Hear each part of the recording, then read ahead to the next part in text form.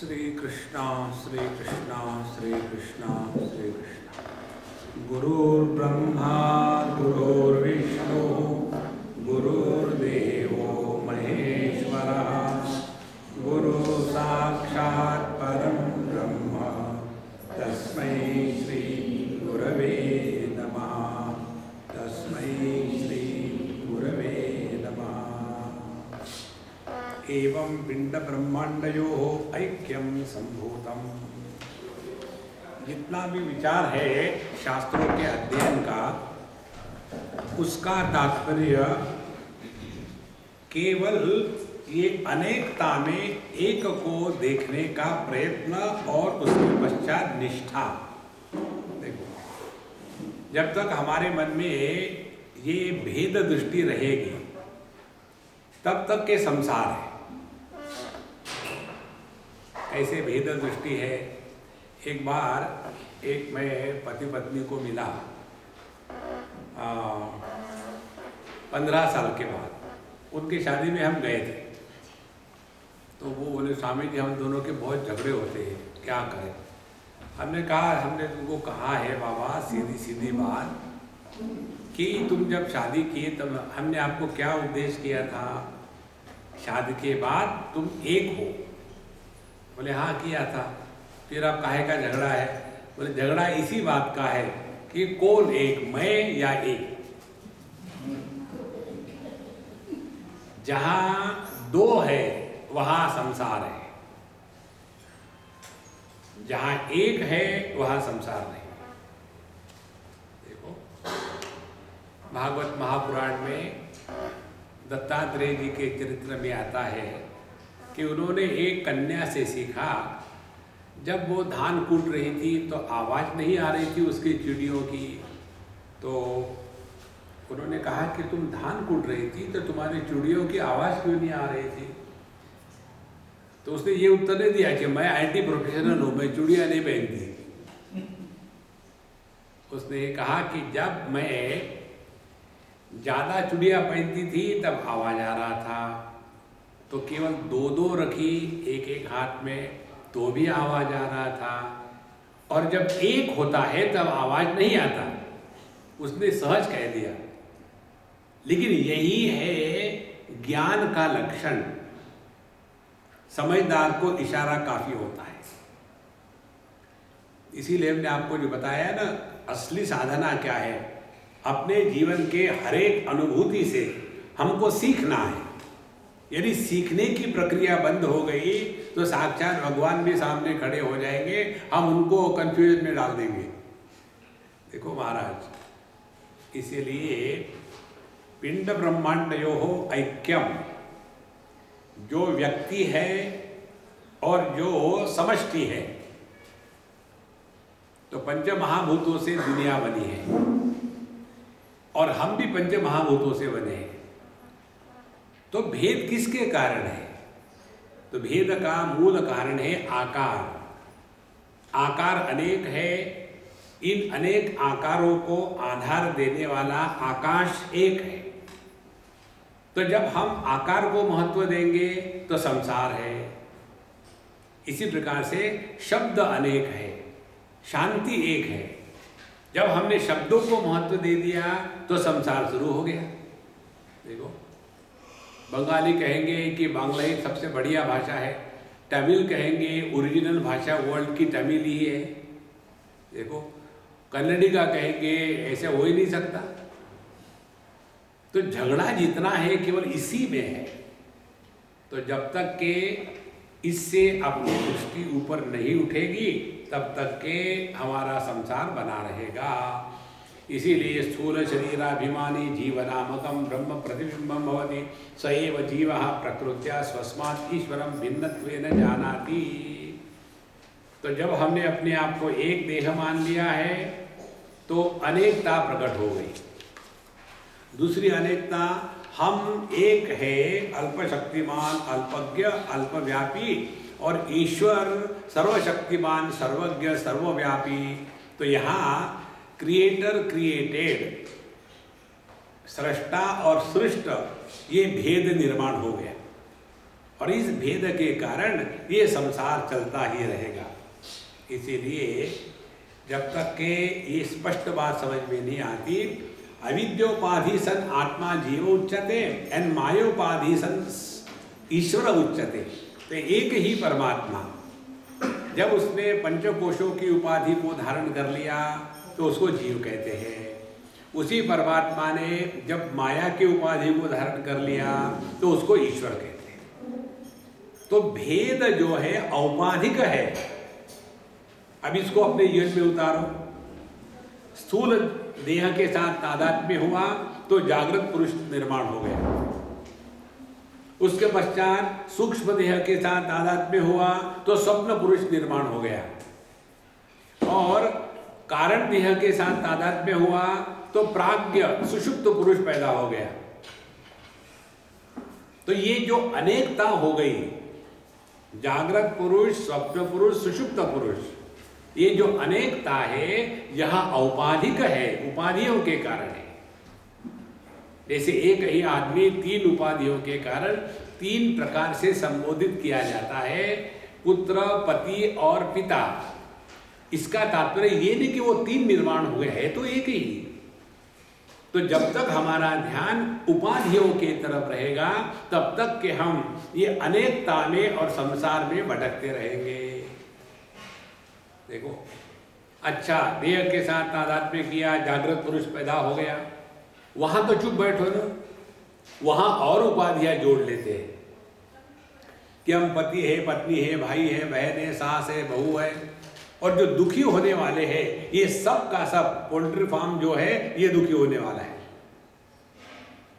तो करना क्या है, सबके साथ तलाक ले ले, कोई जरूरत नहीं। तलाक लोगे तो दूसरी शादी करोगे। फिर करना क्या है, एक ही बात ये समझनी है कि अनेकता औपाधिक है, वास्तविक नहीं है। तो जहां हमने अनेकता को महत्व दे दिया वहां संसार है, जहां अनेकता के द्वारा प्रभावित हो गए वहां संसार है। तो ये उपाधि के कारण अनेकता है, ये समझने के पश्चात संसार का प्रभाव कम हो जाता है। इसीलिए एवं उपाधि भेदा जीवेश्वर भेद दृष्टि यावत् पर्यंतम तिष्ठति तावत् पर्यंतम जन्म मरणादि रूप संसारो न निवर्तते।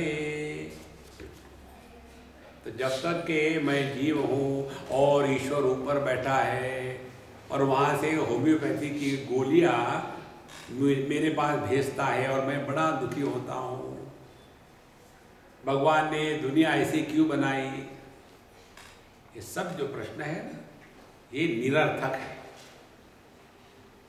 देखो, हम आपको ईश्वर का और आपका दर्शन अभी कराते हैं, ध्यान से सुनो। जब हम अपने इंद्रियों के गुलाम होते हैं, जब हम अपने मन के, बुद्धि के गुलाम होते हैं, तब हम जीव हैं। और जब हमारे इंद्रिय मन बुद्धि हमारे नियंत्रण में है तब हमने ऐश्वर्य प्रकट हो रहा है। पतंजलि योग दर्शन में बताते हैं, यम नियम आसन प्राणायाम प्रत्याहार धारणा ध्यान समाधि। धारणा ध्यान समाधि ये तीनों जब इकट्ठी हो जाती है, माने जब हमारा मन देश काल वस्तु इन तीनों के द्वारा प्रभावित नहीं होता तो ऐसे मन के स्थिति को संयम कहते हैं। तो ये संयम क्या है, संयम माने प्रकृति पर संपूर्ण नियंत्रण। और जब ऐसा संयम हो जाता है तो ऐसा संयम आपने किया और फिर ये संयमित मन जो है उसको कंठकूप माने अपने इसोफेगस पर केंद्रित किया। अब मन कहीं नहीं जा रहा है, केवल कंठकूप माने इसोफेगस पर फिक्स हो गया है। ऐसा यदि संयमित मन कंठकूप पर फिक्स होता है तो उस व्यक्ति के जीवन से भूख और प्यास हमेशा के लिए खत्म हो गई। ये जो सिद्धियां है ना, सिद्धियों को कहते हैं ऐश्वर्य। ऐश्वर्य माने ईश्वर की बातें हैं। तो हम सब में एट ए टाइम दोनों काम कर रहे हैं, जीव भी है, ईश्वर भी है। जब हम अपने प्रकृति के गुलाम हैं तो जीव है, प्रकृति के मालिक है तो ईश्वर है। देखो संतो, तो कहां ढूंढने जा रहे हैं इधर उधर में। और जीव कौन है? वो जो कभी सुखी होता नहीं। ईश्वर कौन है? जो कभी दुखी होता नहीं। तो साधना क्या करनी है? दुखी होने से इनकार कर दो, यही सब कुछ साधना है। भगवान कहते हैं भगवत गीता में, तम विद्या दुख संयोग वियोगम योग संजितम। जीवन में दुख के प्रसंग आने के पश्चात भी दुखी होने से जो इनकार करता है वह योग को पहचानता है। उसके लिए साधना क्या करनी है? निश्चयेन योक्तव्य, केवल दृढ़ निश्चय करना है कि किसी भी हालत में हम दुखी होने से इनकार करते हैं। देखो, आपने सब कुछ योग शास्त्र पढ़ लिया है, इसीलिए जिसके हृदय में यह ईश्वर तत्व प्रकट हो गया है, उसके जीवन में क्या क्या बातें होती है। पहली बात, वो कभी भी दुखी नहीं रहता। इसका अर्थ ये नहीं उसके जीवन में दुख नहीं आते, दुख आते हैं, लेकिन वो दुखी नहीं रहता। ये तो हमारी समझ कैसी है, ये महात्माओं के जीवन में कैसे रोग आते हैं। ये इतने बड़े महात्मा हैं, ये तो ऐसे ही है, इनको इंटरनेशनल ड्राइविंग लाइसेंस है, सामने इनके भैंस कैसे आके खड़ी हो जाती है। अरे भैया, लाइसेंस तुमको है कि भैंस को है? अध्यात्म का तात्पर्य जीवन में आने वाले परिस्थितियों में परिवर्तन नहीं होता, परिवर्तन होता है अपने दृष्टि में। पूरी भगवत गीता भगवान ने बताने के पश्चात युद्ध का प्रसंग नहीं टला, बदला अर्जुन। देखो संतो, इसीलिए जब तक के ईश्वर और जीव यह भेद बना रहेगा, तब तक के संसार निवर्तन नहीं होता। तो यदि हमारे हृदय में ईश्वर प्रकट हो गया तो उसके क्या लक्षण है? पहली बात, ब्रह्मभूत प्रसन्नात्मा, प्रसन्न। दूसरी बात, न शोचती, भूतकाल के भूत को लेकर के दुनिया में नहीं भटकता। देखो, जिस व्यक्ति को भूत चढ़ जाता है उसको आपको देखना है तो गाणगापुर चले जाओ। जब भूत चढ़ जाता है आदमी को तो लोगों को बड़ा अच्छा एंटरटेनमेंट हो जाता है, हूँ करते रहेंगे, भूत चढ़ गया। इसी प्रकार से हम सबको भूत चढ़ा हुआ है, कभी भी वर्तमान में नहीं रहेंगे। कुछ भी देखा, हाँ हम भी जब छोटे थे ना, उस समय हम चेन्नई में थे, अरे यार हु केयर वेदर यू है, लेकिन हम वर्तमान में रहना नहीं, ये मानो हमने कसम खा के रखी है। इसका ट्राई करो, एकदम जीवन में परिवर्तन आ जाता है। इसीलिए साधु संत कभी भी अपने बारे में कुछ बोलते नहीं। देखो, तो न शोचती और न कांक्षती। यदि प्रभु हमारे हृदय में प्रकट हो गए तो हमको दुनिया से कोई भी अपेक्षा नहीं है। देखो, जैसे पिता को पुत्र से कोई अपेक्षा नहीं होती, यदि पिता को पुत्र से अपेक्षा है तो वो पिता है, पिता नहीं है, इसीलिए अपेक्षा है। तो न कांक्षती। और तीसरी बात, समहा सर्वेषु भूतेषु। फिर उनके हृदय से यह जो राग द्वेष का जहर है वह हमेशा के लिए मिट गया है। इसी को कहते हैं पराभक्ति। जिस प्रकार से भगवान अपनी दुनिया की तरफ देखता है, वैसी दृष्टि जब हमारी हो जाती है तब जाकर के हम संसार के परे चले गए। देखो, हम दुनिया को उस दृष्टि से देखते हैं क्या? इसको एक उदाहरण से समझ लो। एक बच्चा है और दो लेडीज है, उसमें से एक उसकी माँ है और दूसरी एक जनरल लेडी है, समाज सेवक समझो। और ये बच्चा ऊटपटांग कर रहा है।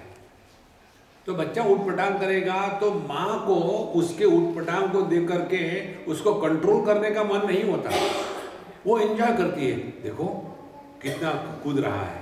और जो दूसरी है वो कहेगी देखो तेरा कंट्रोल में रखो, ऐसे होता है क्या? अब दोनों की दृष्टि में फर्क क्या है? माँ उस बच्चे के ऊटपटांग में सौंदर्य देखती है और दूसरी जो है वो कहती बिल्कुल डिसिप्लिन नहीं है। तो ये तो दृष्टि का फर्क है ना। तो जब हम दुनिया को देख करके कंप्लेन करते हैं कि दुनिया खराब है, तो हम दुनिया को प्रभु के दृष्टि से नहीं देख रहे महाराज। एक जगह श्लोक आता है, ज्ञान की पराकाष्ठा को भक्ति कहते हैं और भक्ति की पराकाष्ठा को ज्ञान कहते हैं। दोनों एक दूसरे के विरोधी नहीं है। जैसे ज्ञान ये हो गया कि एक ही तत्व सब में व्याप्त है, तो जैसा हमारा अपने से प्रेम होता है बिना किसी कारण का, उसी प्रकार से निरपेक्ष प्रेम संपूर्ण विश्व के प्रति हृदय में प्रकट होने लग जाता है। देखो, और दूसरी बात, जब हमारे हृदय में भक्ति प्रकट हो जाती है, तो भक्ति कब, जब जिसके प्रति प्रेम होता है उसके बारे में सब जानकारी हमको मिल जाती है। देखो, जैसे हम कहीं जगह जाते हैं तो हमको क्या खाना है हमसे ज्यादा लोगों को मालूम है। स्वामी जी ये नहीं खाते, स्वामी जी वो नहीं खाते। हमको खाने की इच्छा भी होगी तो स्वामी जी आप तो खा नहीं सकते, हम अपने खड़े हैं वहां।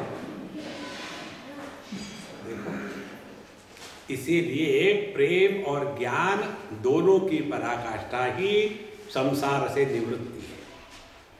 जिसके हृदय में प्रेम प्रकट हो गया, शुद्ध प्रेम, आसक्ति वाला नहीं, और जिसके हृदय में ज्ञान प्रकट हो गया और वो गाल बजाने वाला नहीं। देखो, तो यह दोनों का संगम जो है वही संसार की निवृत्ति है।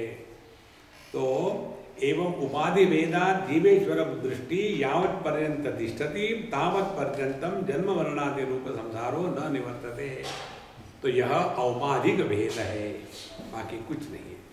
अब इसको ऐसा समझो, इसी पर चिंतन करते रहो महाराज। जैसे हम एक ही है देह में, तो अपने ही दांतों से अपनी जीवा कटी तो राग नहीं द्वेष नहीं, अपने ही जीवा ने दांत के बीच में कचरा निकाला तो दांत नहीं कहते थैंक यू। देखो, एक ही मन 5 इंद्रियों के द्वारा 5 प्रकार से बढ़ता है, तो इंद्रियों में कंपटीशन नहीं होती। देखो, यही तत्व जो सब में व्याप्त है, उसको पहचानने के पश्चात यह मेरा तेरा अपना पराया सबका सब संसार अपने आप गायब हो जाता है। अच्छा, तस्मात् कारणा न जीवेश्वरयोः भेद बुद्धि ही स्वीकार्या। इसीलिए ईश्वर को अपने आप से दूर मत भेजना। भागवत महापुराण में एक कथा आती है, ध्यान से सुनना, ये बड़ी सुंदर कथा है। अजामिल को मृत्यु प्राप्त हो गया, तो मृत्यु के पहले उसने अपने लड़के को बुलाया था, नारायण। अब ये नाम पर जो कॉपीराइट है वो आदि नारायण भगवान का है। तो जैसा उन्होंने ये सुना तो उन्होंने अपने पार्षदों को भेज दिया, जाओ उसको ले आओ। और वो मरने के पश्चात दूसरी पार्टी आई, यमराज के यमदूत आए और दोनों में झगड़ा शुरू हो गया। ये हमारी कैच है, तुम कैसे ले जा रहे हो? तो यमदूत ने बोला तुम कौन हो, और विष्णु के पार्षद के तुम कौन हो। दोनों में तू मैं शुरू हो गई। और फिर पार्षदों ने कहा खबरदार इसको, यदि तुमने हाथ लगाया तो इसने हमारे बॉस का स्मरण किया है, जो हमारे बॉस का स्मरण करता है वो मृत्यु के परे चले जाता है। यद् गत्वा न निवर्तन्ते तद्धाम परमम्। इसीलिए तुम चले जाओ। बोले नहीं हम नहीं जा सकते। बोले ठीक है हम रुकते हैं, तुम जाके अपने बॉस को पूछ के आओ। और फिर ये यमदूत चले जाते हैं यमराज के पास, कहते हैं नहीं, जो वैष्णव है, जो विष्णु के भगत है, मरते समय उन्होंने भगवान का नाम लिया तो वो संसार के परे चले जाते हैं। तो ये विष्णु के जो पार्षद है वो उनको पूछते हैं यमराज के दूतों को कि तुमने किस हिसाब से इसको पकड़ने का सोचा। फिर वो बताते देखो हर एक इंद्रिय में भगवान का एक एजेंट बैठा हुआ है। हम लोगों ने देखा है ना, चक्षुषी सूर्य, आंखों में सूर्य भगवान बैठे हैं, हाथ में इंद्र भगवान बैठे हैं, पैर में विष्णु भगवान बैठे हैं। हर जगह में एक एक का अपॉइंटमेंट हुआ है। तो हम आंखों से जो देखते हैं, हमने देखने के पहले सूर्य भगवान देख लेते हैं, हमने बोलने के पहले भगवान सुन लेते हैं, हमने विचार करने के पहले परमात्मा जान लेते हैं। तो ये इनके जो एजेंट है हर एक इंद्रिय में बैठे हुए, ये सब का सब अपना जितना कारोबार है तुरंत वहाँ डिजिटलाइज हो जाता है और हमारे मरने के पहले वहाँ वो ट्रांसफर हो गया। वहाँ का ब्रॉडबैंड बहुत ही ब्रॉड है। और जब ये आदमी देह त्याग कर देता है तुरंत वहाँ से एकदम पब्लिक आ जाती है, इसको पकड़ लेती है। ये तुमको कैसे पता चला पाप क्या? फटाफट से प्रिंट आउट निकालते देखो, पूरा का पूरा तैयार है। तात्पर्य क्या हो गया कि हम जो जो बातें करते हैं, अनुभव करते हैं, वो सभी का सभी ईश्वर को मालूम है। तो ये ईश्वर कहाँ है? कहीं और नहीं है। ईश्वर सर्वभूतानां हृदय अर्जुन तिष्ठति भ्रामयन् सर्वभूतानि यंत्रारूढ़ानि मायया। देखो भगवद गीता के 18वें अध्याय में भगवान कहते हैं सभी के हृदय में ईश्वर है। वो ईश्वर हमको बताता है कि देखो और मिठाई मत खाना, तुमको डायबिटीज है, चुप इंजेक्शन ले लूंगा। देखो संतो, यह जो ईश्वर को हमने दूर रखा है ना, इसी के कारण हम गड़बड़ी करते हैं। अब ध्यान से सुनना। जैसे कोई क्लास है बच्चों की, स्कूल की, और टीचर नहीं है, तो क्लास का वातावरण कैसा होगा? बच्चे कूद रहे हैं, खेल रहे हैं, चिल्ला रहे हैं, एक दूसरे को चिढ़ा रहे हैं, और वो कागज के हवाई जहाज फेंके जा रहे हैं, सब चल रहा है। और उसी क्षण पता चलता है कि टीचर आ गए।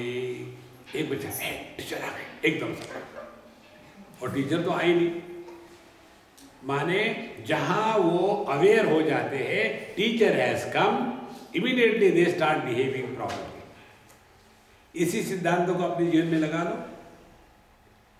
हमारे हृदय में परमात्मा जो है हमारे सब चीजों को जानता है, तो अपने आप व्यक्ति के जीवन में सौंदर्य प्रकट होता है अपने आप। और सौंदर्य क्या है? उस सौंदर्य में मैं पैदा नहीं होता।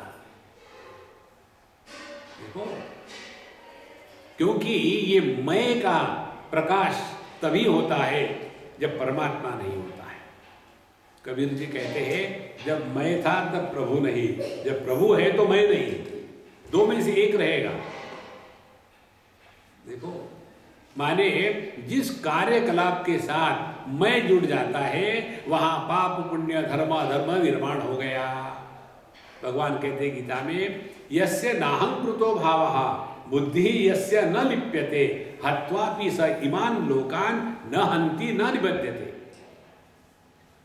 जिसके हृदय में अहंकृति भावः नास्ति, उसके जीवन में हत्वापि स इमान लोकान, यदि वो सबको मार देता है तो भी उसको पाप नहीं लगता, क्योंकि बुद्धि यस्य न लिप्यते, उसके अंतःकरण पर कोई भी संस्कार निर्माण नहीं होते। इस सिद्धांत को समझ लेना संतो। वेदांत शास्त्र एक नोशन को हटा करके दूसरी नोशन नहीं बैठाता। योग में ये करते हैं, पहले मैं भोगी था अब मैं योगी बन गया। मैं तो बना का बना है ना। वेदांत में ये नहीं होता है कि पहले मैं पापी था अब मैं पुण्यवान बन गया। नहीं, पहले भी मैं नहीं था अब भी मैं नहीं हूं, केवल परमात्मा मात्र है। देखो, नहीं तो केवल लेबल बदलना होगा, बाकी कुछ नहीं। इसीलिए तावत तस्मात् कारणात् न जीवेश्वर भेद योहो भेद बुद्धि स्वीकार्या। इसीलिए ईश्वर को अपने आप से दूर मत ढकेल देना। केवल इसका ध्यान रखना है कि अपने हृदय में कन्हैयालाल बैठे हैं, पेट में भी वही बैठे हैं। सर्वस्य चाहम हृदय सन्निविष्टः अहम वैश्वानरो भूता प्राणिनाम देहमाश्रितः। मैं वैश्वानर के रूप में सभी प्राणियों के पेट में जाके बैठता हूँ। और वहाँ क्या करते भगवान? अपने किचन में है ना ऐसे बड़ी कढ़ाई, ऐसे पेट के अंदर में बड़ी कढ़ाई है और अंदर नीचे से अग्नि जली है, वैश्वानर अग्नि। और वहाँ कन्हैयालाल हाथ में बड़ी कड़छी लेकर के खड़े हैं और हम अपने खाए जा रहे हैं। एक इडली खाई, दूसरी खाई, तीसरी खाई। अरे फ्री हो तो पेट तो अपना है। हम खाए जा रहे। उसके पश्चात कन्हैयालाल अंदर में घोटाए जा रहे और सोच लगता है कि अब ये बंद करेगा और ऊपर से एकदम कॉफी का नए गड़गड़। अरे राम, फिर आ गया। और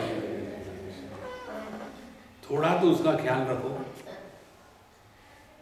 कितना उसको परेशान करे। देखो, ये दृष्टि को डेवलप करो ना तो देखो जीवन में बड़ा सौंदर्य आता है। एक लड़की है इंग्लैंड में, वो मुझे कहती है, मुझे तो मालूम नहीं, कहती है कि स्वामी जी जब मैं छोटी थी ना तब मैं आपके पास बहुत आती थी, आपके साथ मेरा फोटो भी है और आप हमारे घर में आके खाना भी खाए थे, रहे भी थे। अब मैं हाँ कह देता हूँ, मुझे याद बिल्कुल रहता है। फिर अब उसकी शादी विधि हो गई, अब वो इंग्लैंड में है। तो जब उसको पता चला मैं वहाँ हूँ, वेबसाइट पे देखा, मुझे मिलने आई बच्चे को लेकर के और खूब बढ़िया बातें हो गई। कल परसों उसकी ईमेल आई थी और कहती है, स्वामी जी मुझे कभी कभी इतना गुस्सा आता है कि गुस्से में मैं बच्चे को पिटाई कर देती हूँ, कभी कि उनके साथ बात भी नहीं करती और कभी कभी मैं उनके लिए खाना भी नहीं बनाती। बहुत गुस्सा आता है, लेकिन मेरे ये इतने शांत है एकदम। हमने कहा इसीलिए टिकी हो। तो मैं कहीं गुस्से को कंट्रोल कैसा करूं? तो मैंने कहा, उसको लिखा मैंने, जब तुम गुस्सा करती हो तो मुझे तुम कष्ट देती हो। When you are angry, you hurt me। एक ही लाइन लिखी। उसके बाद उसका आया जवाब, स्वामी जी मैं अब कसम खाती हूँ, ब्रैकेट में आपकी नहीं, मैं किसी को अपनी कसम नहीं खाती, दुनिया की कसम का, मेरी कसम मत खाओ। तो मैं कसम खाती हूँ आज के बाद मैं आपको कभी दुखी नहीं बनाऊंगी। देखो, केवल इतना याद रखना है, बाकी कुछ नहीं करना है। जैसे समझो ने इस लड़की को कहा कि जब तुम किसी पर गुस्सा करते हो ना तो मुझे कष्ट होता है। यदि कोई हमसे प्रेम करे तो वो चाहेगा क्या कि अपना प्रेमी हमारे कारण दुखी होवे? देखो संतो, तो यही जो है तत्व अपने हृदय में विराजमान है, उनको दूर ना ढकेले। जब भगवान को हम दूर रख देते हैं तो हम परमात्मा का अनादर करते हैं और परमात्मा की उपलब्धि केवल वर्तमान में होती है। भूत में परमात्मा का भूत था, भविष्य में परमात्मा की कल्पना होगी, वर्तमान में ही परमात्मा की असलियत होती है। और परमात्मा की उपलब्धि केवल एक प्रकार से होती है और वो है आनंद स्वरूप। आनंद कहा देखा है लोगों ने, जिसमें भोक्ता भोग्य ये भेद मिट गया है, जिसमें ज्ञाता ज्ञान ज्ञेय यह भेद मिट गया है। तो वह भोग जिसमें भोक्ता पैदा नहीं होता, वह ज्ञान जिसमें ज्ञाता पैदा नहीं होता, वह कर्म जिसमें कर्ता पैदा नहीं होता, वो परमात्मा है। इसीलिए यस्य नाहंकृतो भावः बुद्धि यस्य न लिप्यते। जितना इस पर सूक्ष्मता से चिंतन करो न संतो, तो जीव ईश्वर भेद बुद्धि समाप्त हो जाती है। नहीं तो हमेशा वही भगवान को दूर रख दिया है और बस वहां जा करके कुछ करना है, बिल्कुल नहीं। ननु अब यहाँ से प्रश्नोत्तरी शुरू हो जाती है। अनेक प्रकार के प्रश्न उठाए हैं। ननु साहंकारस्य किंचिज्ञस्य जीवस्य निराहंकारस्य सर्वज्ञस्य ईश्वरस्य तत्त्वमसीति महावाक्यात् कथम अभेद बुद्धि ही स्यात् उभयोः विरुद्ध धर्माक्रांतत्वात्। अब प्रश्न पूछा, देखो महाराज, आप कहते हैं ईश्वर जीव में भेद नहीं है, तो ये कैसे हम स्वीकार करें? आपने कह दिया, हमने मान लिया। क्योंकि ईश्वर कौन है? ईश्वर है सर्वज्ञ, ईश्वर है निरहंकारी, उनको अहंकार नहीं है। और जीव क्या है? अल्पज्ञ और अहंकारी। तो जो अहंकारी है वो निरहंकार के साथ एक कैसे हो सकता है? जो अल्पज्ञ है वो सर्वज्ञ के एक जैसा कैसे हो सकता है? और इसीलिए हम ये तत्वमसि महावाक्य में जो जीव ईश्वर के भेद का निराकरण किया है, उसको हम कैसे स्वीकार करें? आप हमको बताओ। अब ध्यान से सुनना, ये प्रश्न क्यों आया, फिर हम इसका विश्लेषण करेंगे। जैसे एक सज्जन खड़े थे, उधर से उन्होंने देखा अपने पिताजी आ रहे हैं, तो उन्होंने कहा पिताजी आइए। और थोड़ी देर के बाद उनका लड़का आया, तो उन्होंने उस लड़के को कहा बेटा तुम आ जाओ। और हमारे जैसे खड़ूस वहाँ खड़े थे। हमने प्रश्न उठाया, कभी तो तुम अपने को बाप कहते हो, कभी तो तुम अपने को पुत्र कहते हो, तुम हो कौन? देखो, जब इस व्यक्ति ने अपने पिता को देख करके पिताजी आओ कहा तो ये पुत्र बन गए, और अपने पुत्र को देख करके बेटा आओ को ये बाप बन गए, तो तुम कौन हो? बाप हो या पिता हो? तो हम क्या कहेंगे? हम दोनों हैं। ये कैसे संभव है? पिता तो निर्माण करने वाला होता है, पुत्र निर्मित है, तो ये निर्माण करने वाला निर्मित एक कैसे हो गए? अब इसकी गड़बड़ी कहाँ हो गई? वो फंसा है उपाधियों में। इसी प्रकार से जब हम उपाधियों में फंसे रहते हैं, तब तक के ये ज्ञान नहीं हो सकता। इन उपाधियों से परे चले जाना है, अन्यथा केवल भेद की ही बात करेंगे। इसी से दुनिया भर के संप्रदाय बने हुए। अभी हमको एक सज्जन मिले थे, बड़े अच्छे साधक हैं, और मिलने वहाँ आए थे कोयम्बतूर में। मेरे स्वामी जी, आपको मैं पीछे 15 साल से नहीं मिला, तो मैं आपके पास आ जाऊँ? मैंने वहाँ आ जाओ, बम्बई मत आना। वहाँ आ गए और उसने कहा स्वामी जी मैं इतनी जगह जाता हूँ तो लोग मुझे पूछते हैं कि आपका संप्रदाय क्या है, तो मैं उनको बोल देता हूँ कि हमारा वेदांत का संप्रदाय है। हमने तुमको खाक समझ में आया वेदांत। देखो, अपने अवधूत गीता में एक मंत्र आता है, कोई द्वैत की बात करते हैं, कोई अद्वैत की बात करते हैं, केवल बातें ही करते हैं, तत्व को दोनों नहीं जानते। ये जो वाद है ना, इसमें हमको नहीं फंसना है, कोई संप्रदाय नहीं बनाना है। परमात्मा का संप्रदाय है क्या? समझो भगवान कृष्ण आगे, उनको पूछेंगे क्या यू आर वैष्णव और शैव? देखो, राम भगवान ने रामेश्वर की लिंग की स्थापना करी है, तो फिर राम कौन है? शैव है। अच्छा, राम शैव है, लेकिन हम तो राम के भगत है, आप वैष्णव हो गए। ये क्या हो गया? ये वायरस आ गया। अब क्या करें? अब हैंगअप करो, फिर से स्टार्ट करो। इस चक्कर में कभी मत पड़ना। देखो, शिव जी के मंदिर में गए, जय भोले बाबा। वृंदावन में चले गए, राधे राधे। द्वारका में चले गए, जय श्री कृष्ण। देखो, इसीलिए किसी भी प्रकार से उपाधि को महत्व देंगे तो भेद का प्रतिपादन होगा, और जिसकी उपाधि है वहां ध्यान होगा तो भेद का प्रतिपादन भी नहीं होगा, समर्थन भी नहीं होगा, और दर्शन होने के बाद भी भेद भावना नहीं होगी। देखो, इसको संत ज्ञानेश्वर ने इस प्रकार से बताया है।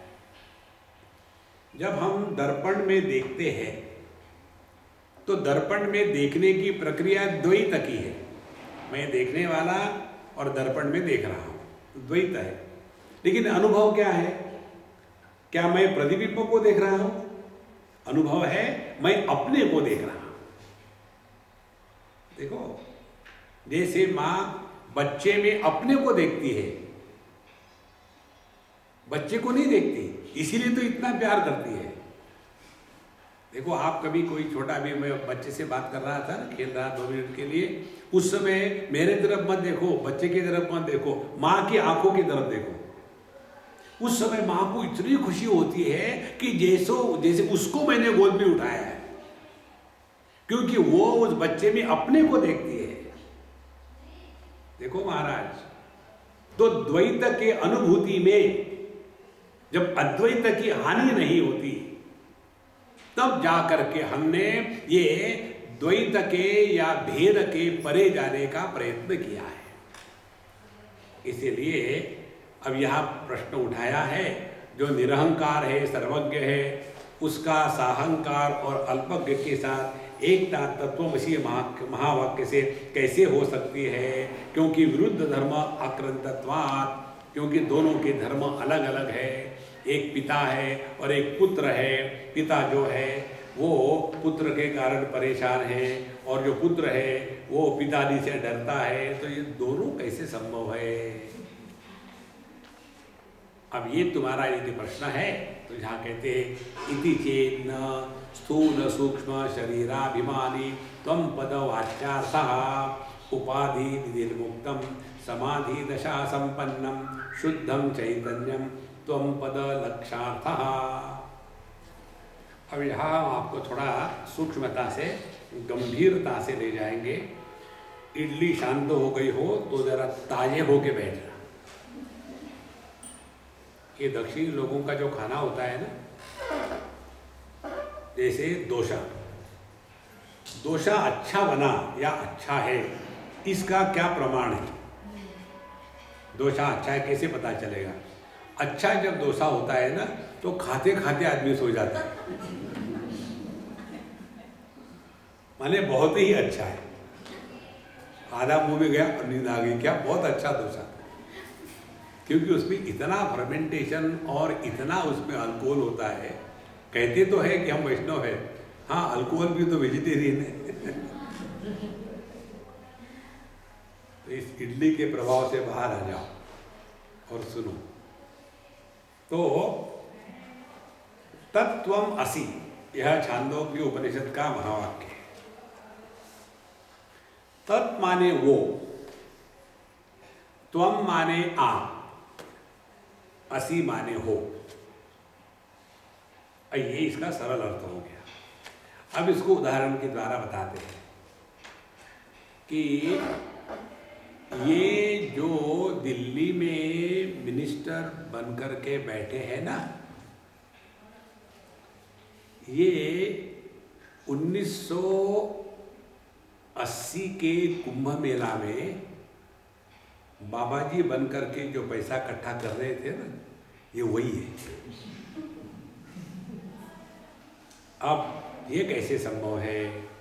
1980 कहाँ, 2011 कहाँ, मिनिस्टर कहाँ, बाबा जी कहाँ? तो दोनों की एकता कैसे संभव है? तो हमको क्या करना पड़ेगा? 1980 का त्याग कर दो, 2011 का त्याग कर दो, बाबा जी के मेकअप का त्याग कर दो और मिनिस्टर के मेकअप का त्याग कर दो। दोनों मेकअप में ही रहते हैं, देखो। और उसके पश्चात जिसने बाबा जी की उपाधि को आधार दिया था और जो मिनिस्टर की उपाधि को आधार दे रहा है, उसका जो अधिष्ठान है एक ही है। वहाँ बाबा जी बन करके पैसे उड़ाता था, यहाँ मिनिस्टर बन के पैसे उड़ाता था। देखो एक हो गया। तो हमको करना क्या है?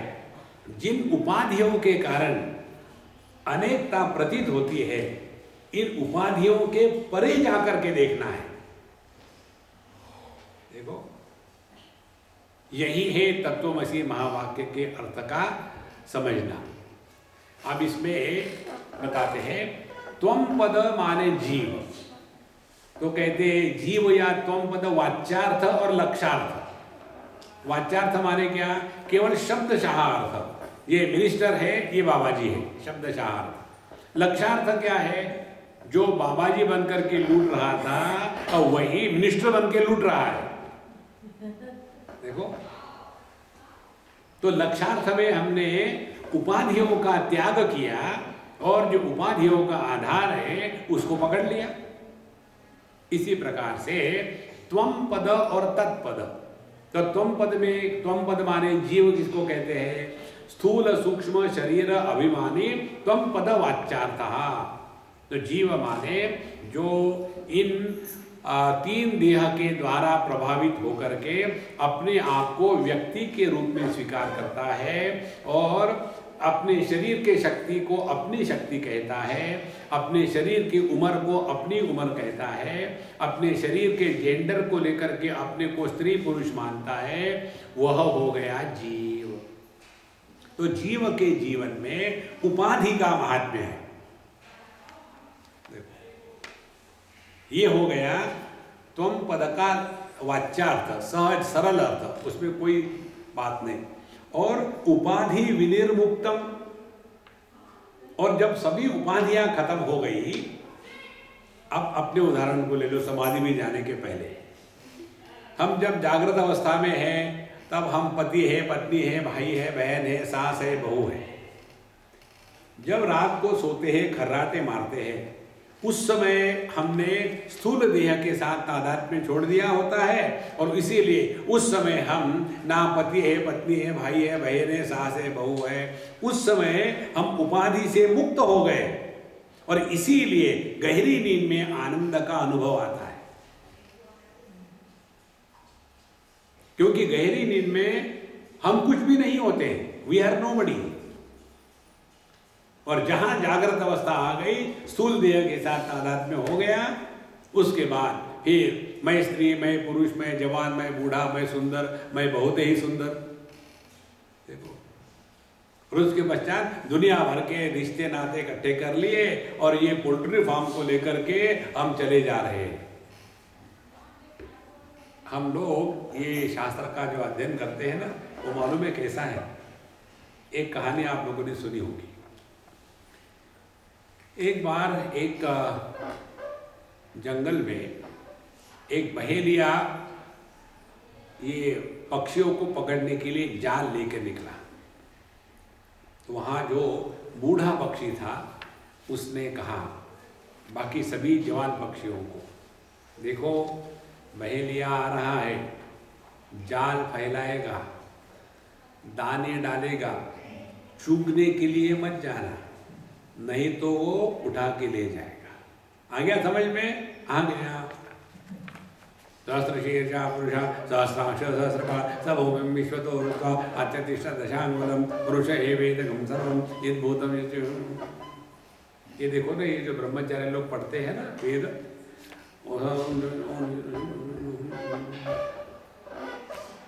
अब कर रहे हैं। अच्छा, उसके पश्चात सभी के सभी जितने पक्षी थे उनका पाठ शुरू हो गया। बहेलिया आ रहा है, वो जाल फैलाएगा, दाने चुगने को डालेगा, दाने चुगने को मत जाना, नहीं तो वो पकड़ के ले जाएगा। बहेलिया आ रहा है, वो दाना वो जाल फैलाएगा, बिल्कुल कंठस्थ। ऊर्ध्वमूलमदशाखम अश्वत्थम प्राहुर्यम तन्नांसि यस्य वर्णानि यस्तम वेद स वेदविद अनौषधम प्रसुदा तस्य शाखा गुणप्रवदा विषप्रवाला। पाठ शुरू हो गया। फिर बहेलिया आया, उसने जाल फैलाया, दाने फेंक दिए, सभी के सभी बर्ड वहां जा कर के बैठे और पाठ चालू है, पाठ बंद नहीं हुआ। और फिर बहेलिए ने सबको उठाया और अपने पीठ पर डाल करके ले जा रहा है, पाठ चालू है। बहेलिया आएगा, नानी चुकेगा, देखो महाराज अपनी कंडीशन वैसी है। हम जैसे इन पक्षियों को देख करके हंसते हैं ना, इसी प्रकार से साधु संत हमको देख के हंसते हैं। देखो स्वामी जी, आपको क्या मालूम है, 50 साल से सत्संग कर रहा हूं, एक भी महात्मा को नहीं छोड़ा, लेकिन एक भी महात्मा मेरा बाल विवाह का नहीं कर सकता।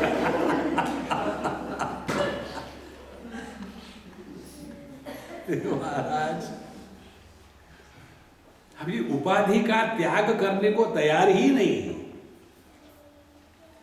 देखो एक जगह एक हमारे मित्र है, स्वामी जी है, वो अपना नाम लिखते हैं, जो भी नाम होगा हम बताएंगे नहीं आपको, स्वामी गड़बड़ानंद, और नीचे ब्रैकेट में लिखते हैं अपना पूर्व आश्रम का जो नाम है वो डॉक्टर सो एंड सो। अरे भैया, तुमने एक बार संन्यास ले लिया तो तुम मुर्दा हो गए हो, लेकिन उसको छोड़ने को तैयार नहीं है। जैसे मिलिट्री वाले होते हैं, रिटायर हो जाएंगे लेकिन एक्स ब्रिगेडियर, एक्स कैप्टन, ये जो उपाधि का बोझा है, इसी के कारण संसार है। तो जहां हमने अपने इस उपाधि का त्याग कर दिया, ध्यान से सुनना, शास्त्रीय भाषा में इसको कहते हैं त्वम पद शोधनम और तत्पद शोधनम। शोधनम के दो अर्थ है, शोधनम माने खोजना और शोधनम माने शुद्धिकरणम। तो जब त्वम पद की साधना होती है तब हमको शुद्धिकरण करना है। शुद्धिकरण क्या करना है? हम जब तक के पंच कोशों के प्रभाव में आकर के जी रहे हैं तब तक के संसार चलता रहेगा। तो हमको पंच कोशों के परे जाना है। देखो यही तो हमने देखा ना इसमें, हम अन्नमय कोश कैसे नहीं हो सकते, अन्न रसेन एव भूत्वा अन्न रसेन एव स्थिति, और आखिर में फिर अन्न में मिल जाता है।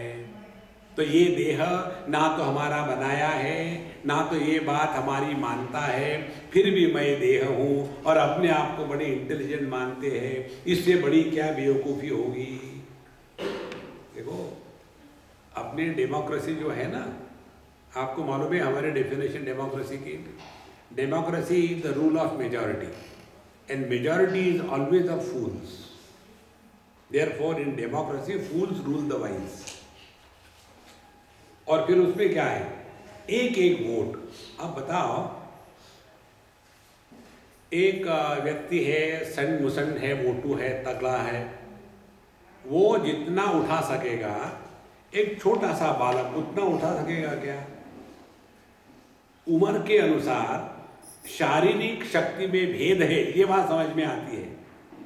इसी प्रकार से पढ़ाई लिखाई समझदारी ये भी भिन्न भिन्न व्यक्तियों में भिन्न प्रकार की होती है, ये बात समझ में नहीं आती।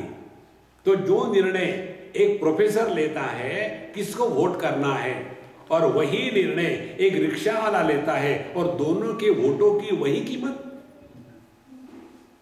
देखो, the evaluation by educated intelligent person cannot be equated to evaluation by a fool। लेकिन अपने यहाँ सभी को एक एक वोट है, और इसी प्रकार से सब जितने भी गर्धवराज है ऊपर जाके बैठे। इसीलिए संतो, ये उपाधि से हमको निकल जाना है। तो त्वम पद शोधन में क्या करना है, 2-3 बातें हम आपको बताएंगे। देहात्म भाव की निवृत्ति जिसके कारण होती है वो साधना है। हम ये नहीं बता रहे कि कैसे करो, जिसके कारण होती है। अब इसके लिए चिंतन करना पड़ेगा। देहात्म भाव माने मैं देह हूं, इसका अनुभव हम कैसा लेते हैं?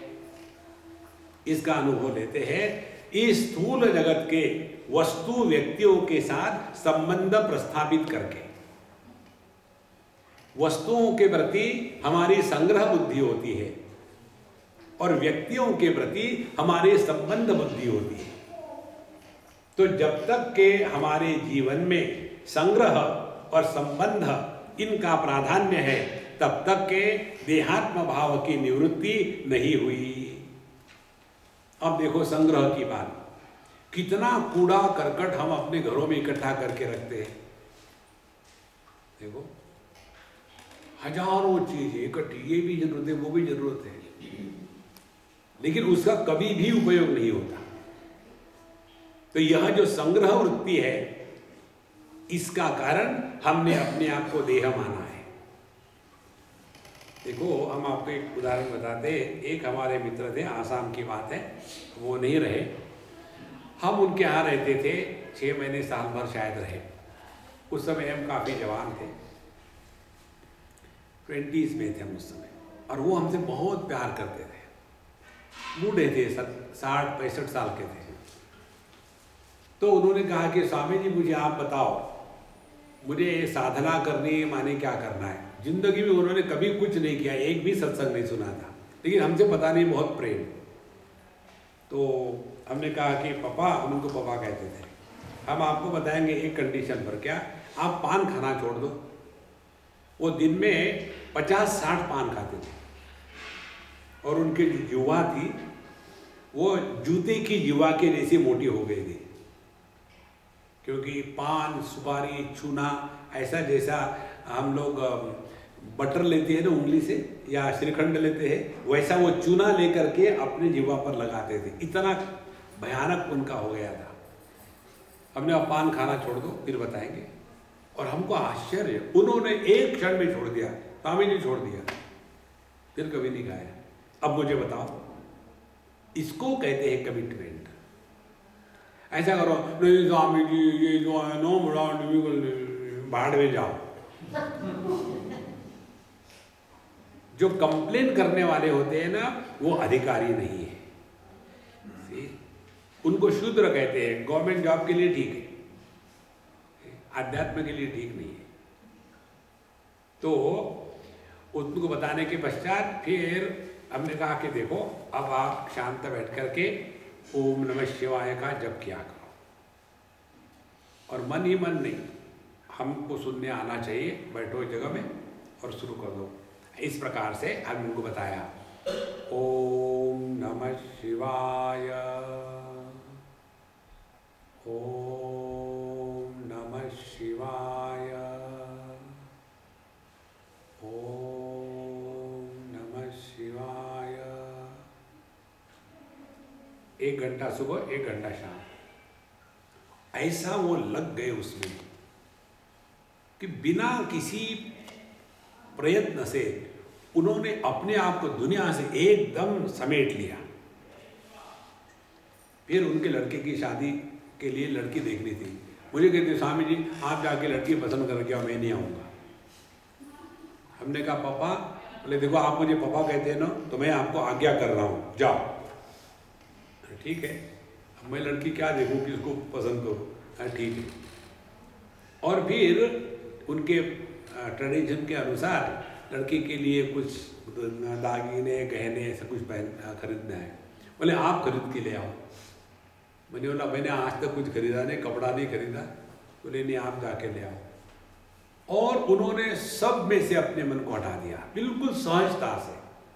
और आखिरी के 3 दिन फिर वो अपने कमरे, मेरे कमरे में, बोले स्वामी जी कोई मत आना मेरे कमरे में, अपने कमरे में लेटे रहे। मैंने उनके वाइफ को कहा कि देखो ही इज़ नॉट वेल। बोले नहीं नहीं, वो मूडी है, वो हमेशा ऐसा उल्टा सीधा करते रहते। हमने कहा इस समय मूडी नहीं है। बोले नहीं, कुछ नहीं। और आखिरी दिन जब उनका देह त्याग का समय आया, तो हम गए उनके पास, उनको गोद में लिया और आंखें उन्होंने ऐसी प्रेम से बंद करी, ना कहीं उचकी, ना कहीं झटका, ना कहीं कुछ। जैसे एक छोटा सा बालक, निरागस बालक नींद आने से कैसे सो जाता है, वैसे हमारे गोद में सो गए। उस समय हमारा मृत्युंजय का जप चल रहा था रात को 12 बजे। जितना देह से तादाद में छूटेगा उतना जगत के संग्रह और संबंध उनसे व्यक्ति उपरत होने लग जाता है। कुछ करना नहीं पड़ता। हमको जब बताते हैं कि दादाजी आप जरा बाहर घूम के आओ ना, 24 घंटे सर खाते रहते हो, फिर दादाजी का मुंह खुल जाता है। इसी दिन को देखने के लिए इसको इतना बड़ा किया था। किसको कौन बड़ा करता है? देखो संतो, ये ठीक से समझ लो, बहुत हो गया है दुनिया में भटकना, घूमना, खाना पीना, रहना। Withdraw no, enough. देखो, तब जा करके हम ये त्वम पद का लक्ष्यार्थ प्राप्त करने के लिए उपाधि से मुक्त होंगे।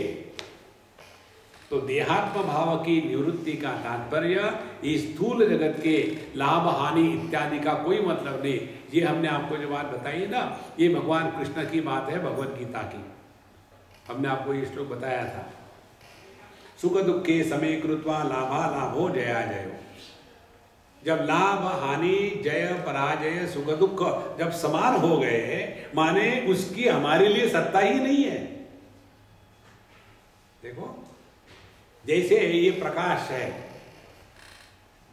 अब चाहे इसमें 50 लोग और आ जाए तो प्रकाश को बोझा होगा क्या? या हम सब लोग निकल जाए तो प्रकाश को कोई अकेलापन होगा? इधर ध्यान दें। आंखों के सामने 1000 वस्तु आ गई तो आंखों को बोझा होता है, कुछ भी नहीं है तो खालीपन लगेगा। इसी प्रकार से चाहे जागृत रहे, स्वप्न रहे, सुषुप्ति रहे, समाधि रहे, चाहे कोई भी अवस्था आ जाए, हमको कुछ फर्क नहीं पड़ता। यह जो अपना स्वरूप है वो है त्वम पद का लक्ष्यार्थ। देखो, तो पहले स्थूल देह से निवृत्ति का तात्पर्य, इस स्थूल जगत में ज्यादा फंसो मत कहीं। ना कोई अपना है, ना कोई पराया है, नहीं तो फंस जाओगे।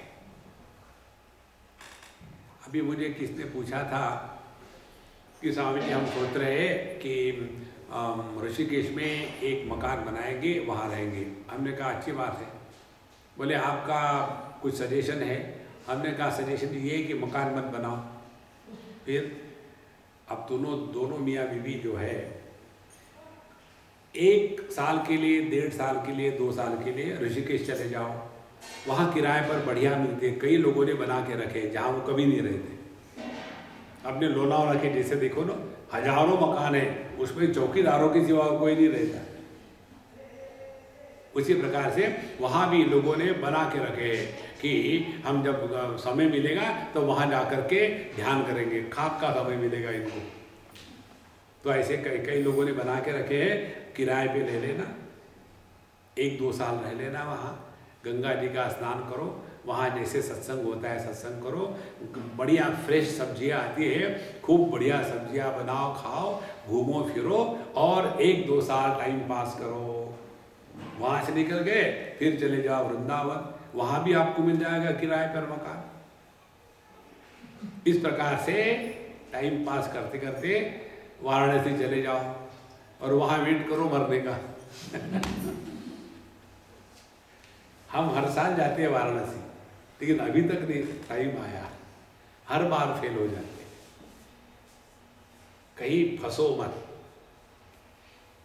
अन्यथा नहीं जी, हमको एक्चुअली जो है ना वहाँ आना है आपके साथ बद्रीनाथ को, लेकिन क्या करें घर में कोई है नहीं, तो यहाँ घर यदि अकेला छोड़ के जाओ ना तो चोरी होती है। तो हमारे लिए घर है कि घर के लिए हम है, चौकीदार बन के बैठे रहो जिंदगी भर। देखो, इससे निकलना जब अपने हृदय में प्रकट हो जाता है ना, तब समझ लेना भगवान की असीम कृपा हो गई है। ये तो जिंदगी में इस ईंट पत्थरों को इकट्ठा करते करते और दूसरा कुछ नहीं किया। देखो, तो ये स्थूल देह से निवृत्ति का ये प्रक्रिया है। फिर दूसरी बात, स्थूल देहों को लेकर ही रिश्ते नाते निर्माण होते हैं। आप देखेंगे हम जीवन में दुखी होते हैं दुश्मनों के कारण नहीं, अपनों के कारण। देखो, अर्जुन के जीवन का दुख दूसरे नहीं थे, अपने थे। मेरे दादा भीष्माचार्य, मेरे गुरु द्रोणाचार्य। दुख का कारण दुश्मन कभी नहीं होता, अपने ही होते हैं। किसी दूसरे का लड़का कुछ मदिरा पान करके गड़बड़ कर रहा हो तो हम फिलासफर बनते हैं। आजकल बहुत नई पीढ़ी खराब हो गई है।